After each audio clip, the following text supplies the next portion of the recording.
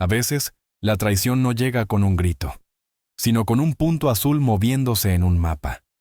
Marcos era el tipo de hombre que creía tener su vida bajo control. Profesor de física en un instituto de Madrid, ordenado, puntual y con una rutina tan exacta que podía medirse con un cronómetro. Café a las 7, clases a las 8, regreso a casa a las 3:30. Todo perfectamente calculado. Durante años pensó que su matrimonio con Lucía era igual, estable, predecible, sólido. Ella, enfermera en el Hospital de La Paz, era una mujer incansable, de esas que viven corriendo entre pacientes, turnos imposibles y noches sin dormir. Marcos la admiraba por eso. Le parecía una heroína silenciosa. Al principio, los dos se encontraban entre el caos, cenas improvisadas a medianoche, películas a medio ver, fines de semana que servían para recomponer el amor que el cansancio desgastaba. Pero poco a poco, algo empezó a cambiar. Sin ruido, sin drama. Solo pequeñas señales que, unidas, comenzaban a gritar. Lucía empezó a salir antes de lo habitual, aunque su turno empezara por la tarde. Llegaba más tarde, cansada, evasiva. Decía que eran reuniones, papeleos, guardias extras. Marcos quiso creerla, pero había detalles imposibles de ignorar. Un perfume nuevo que solo usaba los martes. Un móvil siempre boca abajo. Mensajes que aparecían y desaparecían en segundos. Y esa distancia invisible que se siente antes de verla. Una noche de jueves, Lucía llegó a casa con prisa. «Cariño, me han llamado del hospital. Falta personal. Tengo que cubrir un turno extra». Marcos, que estaba preparando pasta, apenas levantó la vista. «Vale, cuídate, ¿sí?» Ella subió. Se cambió en cuestión de minutos, bajó, le dio un beso rápido, demasiado rápido, y se fue. La puerta se cerró, y con ella, algo dentro de él. Marcos se quedó quieto, con la cuchara de madera en la mano, mirando el reloj de la pared. Eran las 6:30, demasiado temprano para un turno nocturno. Demasiado frío el beso de despedida. Intentó convencerse de que era solo cansancio, estrés, paranoia quizá. Pero esa sensación en el estómago, ese presentimiento que te avisa antes de que el mundo se derrumbe, no lo dejaba respirar. Y entonces lo recordó. Meses atrás, cuando Lucía dijo que tenía miedo de conducir sola por la noche, activaron el uso compartido de ubicación en sus móviles. Por seguridad, había dicho ella. Marcos aceptó sin pensar demasiado. Aquella noche, mientras la pasta se cocinaba, abrió la aplicación. El puntito azul, el de Lucía, debía moverse hacia el hospital, pero no lo hacía. Estaba quieto, en otro punto de la ciudad. Frunció el ceño. Tal vez un error. Reinició el móvil. Volvió a mirar. El punto seguía allí. No era el hospital. Era un edificio de apartamentos, en una calle del barrio de Chamberí. Su corazón comenzó a latir con fuerza. Sintió una mezcla de miedo, rabia y negación. «No puede ser», murmuró, casi sin voz. Durante varios minutos, se quedó mirando el mapa como si eso pudiera cambiar la realidad. Como si, de algún modo, el punto azul se desplazara por arte de magia hacia el hospital, devolviéndole la paz. Pero no se movía. Marcos apoyó el teléfono sobre la encimera, temblando. Afuera, la lluvia empezaba a golpear los cristales. Por primera vez en años, su lógica fallaba. Y en ese momento, supo que su vida, esa que había creído estable, estaba a punto de romperse. A veces, lo que no se mueve, duele más que lo que desaparece. Desde que Lucía le pidió activar el uso compartido de ubicación, Marcos apenas había vuelto a mirar aquella aplicación. No lo necesitaba. Confiaba en ella. Hasta esa noche. Algo, un instinto, una punzada en el pecho, le empujó a desbloquear el teléfono y abrir el mapa. Buscó su nombre. Esperaba verla en el hospital, rodeada de urgencias y luces de neón. Pero no. El punto azul parpadeaba en una zona residencial, a kilómetros del Hospital de La Paz. Calle Olmos, número 47. Un barrio tranquilo, con casas amplias, jardines y silencio. Marcos frunció el ceño. Pensó que sería un error del GPS, una mala señal. Pero el punto no se movía. Ni un milímetro. Minuto tras minuto, seguía allí, inmóvil, como una verdad que se negaba a esconderse. Tal vez ha parado a ayudar a alguien, murmuró, intentando convencerse. O quizá está de guardia en casa de un paciente. Pero Lucía nunca había mencionado nada parecido. ¿Y si realmente estaba trabajando? ¿Por qué mentir? La lógica se quebraba, y con cada minuto, el nudo en su estómago crecía. A las 11, el punto seguía allí. A medianoche, allí. A las 2 de la mañana. Seguía en la misma casa. Marcos no pegó ojo. Se quedó en la cama, mirando al techo, escuchando el tic-tac del reloj, como si cada segundo le arrancara una parte de sí mismo. La rabia, la angustia y el miedo se mezclaban dentro, convirtiéndose en una sola cosa: la necesidad de saber. Cuando amanecía, su teléfono vibró. Un mensaje de Lucía. Salgo ahora del hospital. Ha sido una noche agotadora. Estaré en casa en 40 minutos. Te quiero. Marcos leyó el mensaje 1, 2, 3 veces. Después abrió el mapa otra vez. El punto azul seguía en la calle Olmos, 47. El corazón se le heló. No estaba en el hospital, le estaba mintiendo. Y lo peor, con total tranquilidad. Le temblaban las manos mientras escribía una respuesta. Borró y reescribió varias veces, hasta que decidió enviar algo directo, sin rodeos. Perfecto, amor. Pero dime una cosa, ¿han trasladado el hospital? Porque tu móvil lleva toda la noche en la calle Olmos, número 47. Pulsó enviar. La pantalla marcó leído, pero la respuesta nunca llegó. 5 minutos, 10, 20. Silencio. El teléfono en su mano parecía pesar toneladas, hasta que sin pensarlo, se levantó, se vistió con lo primero que encontró y salió de casa. Condujo por las calles vacías de Madrid, con el amanecer tiñendo de oro los edificios. Todo le parecía distinto, como si el mundo hubiera cambiado mientras dormía. 20 minutos después, giró en la esquina de la calle Olmos, y allí estaba. El número 47. Una casa de 2 plantas, fachada blanca, jardín pequeño y un coche gris en la entrada. Un coche que no conocía. Y junto a él, el coche de Lucía. El aire se le cortó en seco. Aquella imagen valía más que 1000 explicaciones. Aparcó al otro lado de la calle y apagó el motor. Las manos le temblaban. Sabía que cruzar esa puerta lo cambiaría todo, que ya no habría vuelta atrás. Pero necesitaba la verdad. Respiró hondo. Bajó del coche. Cruzó la calle, cada paso más pesado que el anterior. Subió los 3 escalones del porche y pulsó el timbre. Silencio. Pasos al otro lado. La cerradura giró, la puerta se abrió, y apareció un hombre. Rondaba los 40, bata azul, una identificación colgando del cuello con el logo del hospital. Tenía el cabello entrecano y una expresión de desconcierto. ¿Puedo ayudarle?, preguntó, educado pero tenso. Marcos no contestó. Solo lo miró, con una mezcla de incredulidad, rabia y miedo. Porque en ese momento, lo supo. No necesitaba más pruebas. La verdad estaba justo frente a él. Hay momentos en los que el tiempo se detiene, y lo único que escuchas es el sonido de tu mundo rompiéndose. Marcos tragó saliva. Con voz firme pero contenida preguntó: ¿Eres Rubén? ¿Del hospital? El hombre frunció el ceño, sorprendido. ¿Sí? ¿Quién eres tú? Antes de que Marcos respondiera, una voz familiar surgió desde dentro. ¿Rubén? ¿Quién es? Y entonces la vio.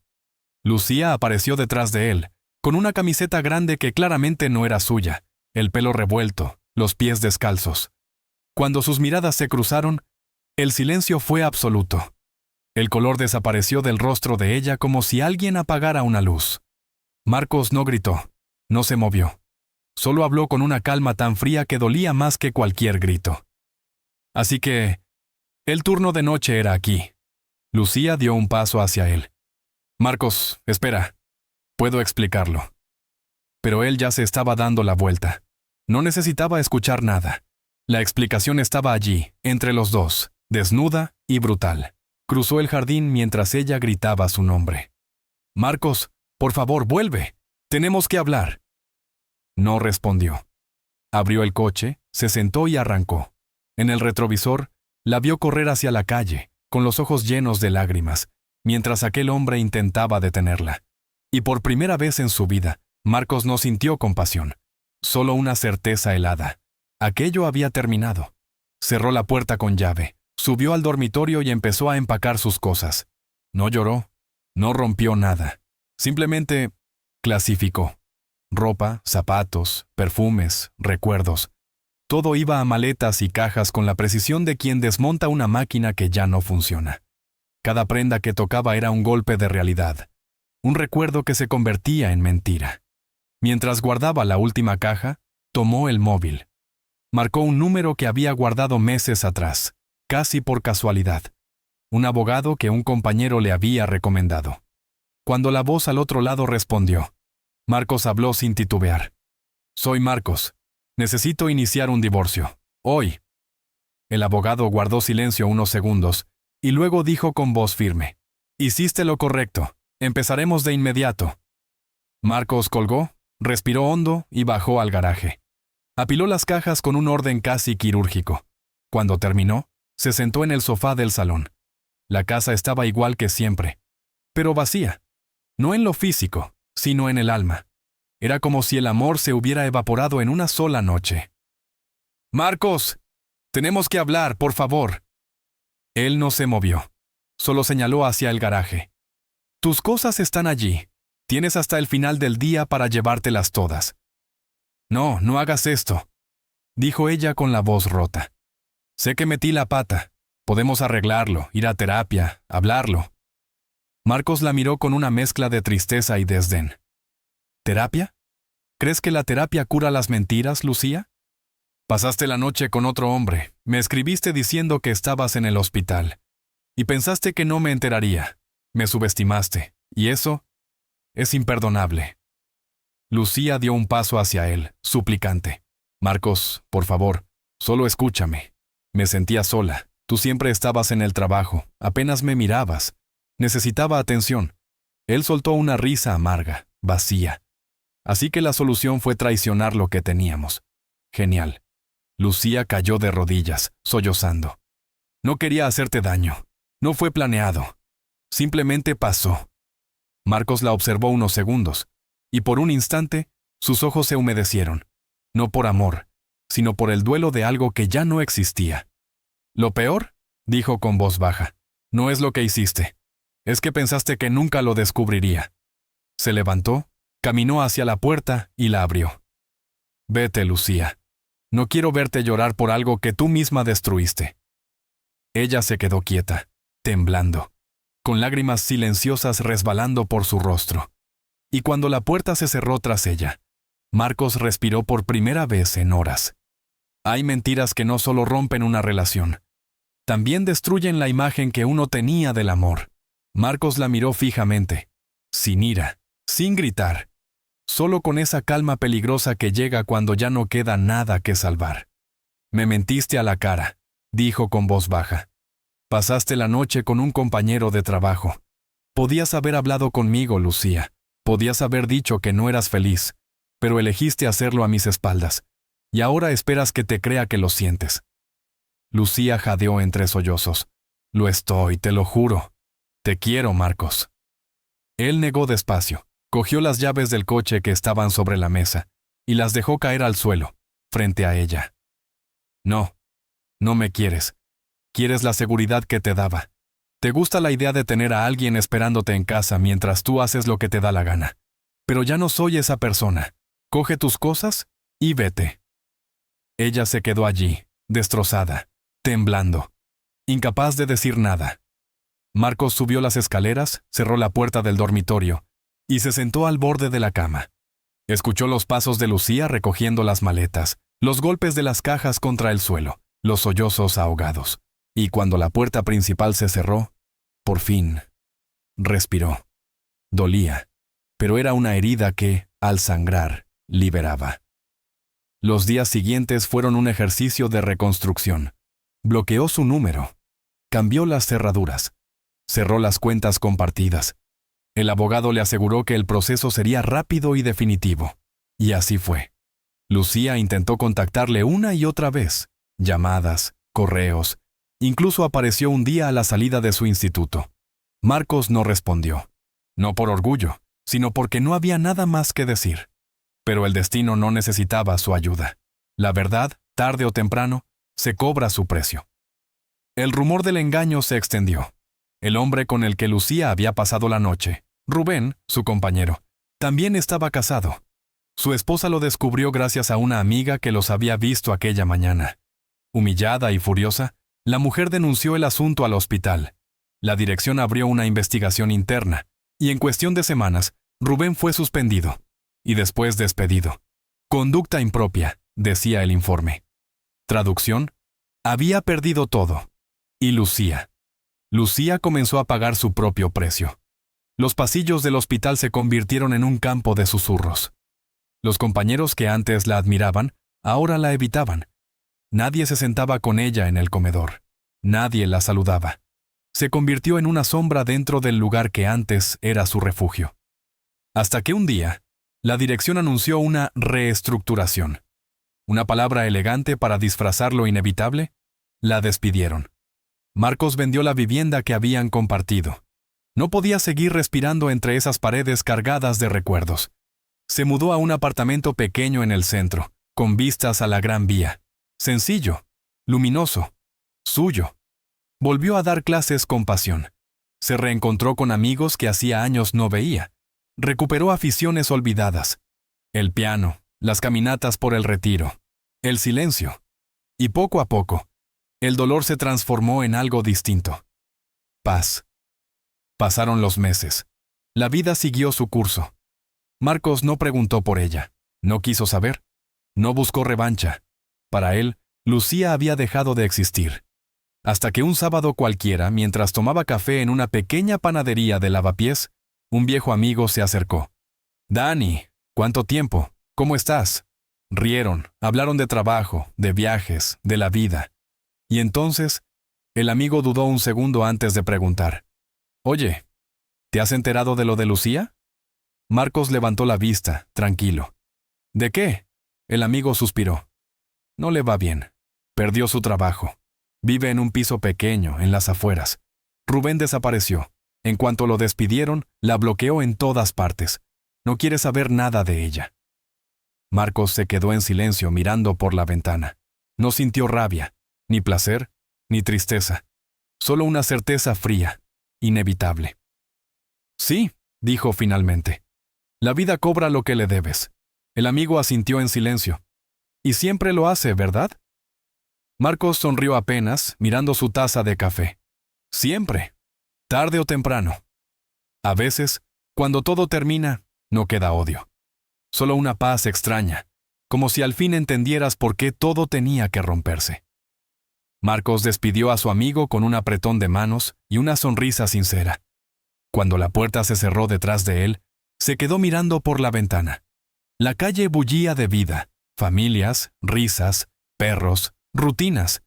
Y por primera vez, pensó en Lucía sin ira, sin rencor, solo con una especie de piedad distante, como si recordara a alguien que había conocido en otra vida. Ella había elegido su camino. Las mentiras, la traición, la comodidad disfrazada de libertad. Y ahora estaba pagando el precio. Sola, sin trabajo, abandonada por el hombre por el que había arriesgado todo. No por castigo, sino por consecuencia. Marcos terminó su café, pagó la cuenta y salió.